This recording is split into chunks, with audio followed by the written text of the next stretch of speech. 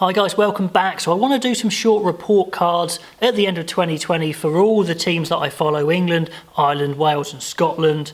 So I'm making a start with England here. Now, here are England's results for 2020, and results wise, it's really good. 1-8, lost 1. That loss coming just at the beginning there of the year to France. And yes, they beat France in that crazy game in the Autumn Nations Cup, but it wasn't France's first choice team. So you definitely think France are the one you're not sure about how they stack up against them. We'll see next year, hopefully, in the Six Nations. But, you know, some really good wins there. Toughing it out sometimes. Some wins very convincing, some very close, but certainly results-wise, they've cracked on from the World Cup. And their results were good before that in 2019 as well. So, you know, winning rugby is good rugby, you could say, or you could argue not. But anyway, positives. Set piece. Apart from the wins, their set piece has been generally very consistent. Scrum and line out. Occasionally had a couple of wobbles in the line out, as everyone does, but certainly set piece has been looking good.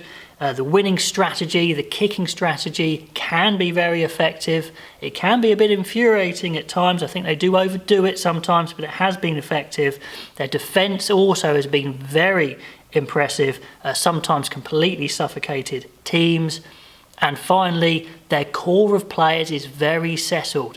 They know roughly what their team's going to be, and they just now need to tinker with certain areas, which I believe are definitely their attack. It needs to go to another level to worry the best teams in the world, to beat the New Zealands consistently, South Africa, etc. and France.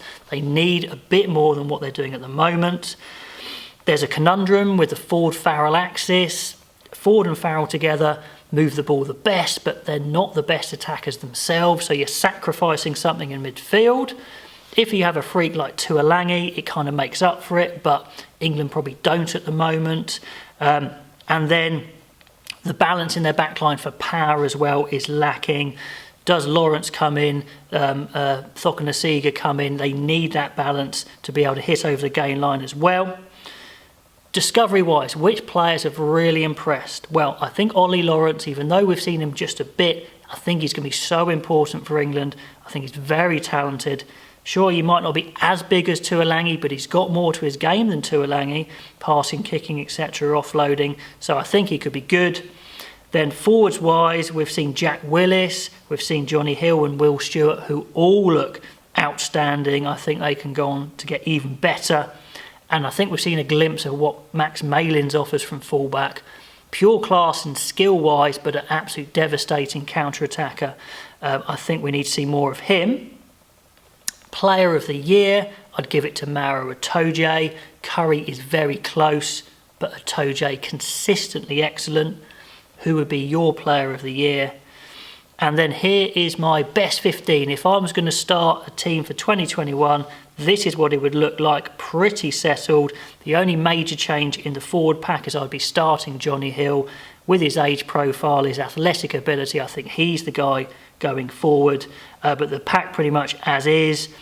Young's Ford-Farrell, I think, has to stay for now. I don't think they can change it straight away. If they bring in players like Joe Simmons, like Smith, then maybe they can start to tinker with it. But at the moment, they can't really.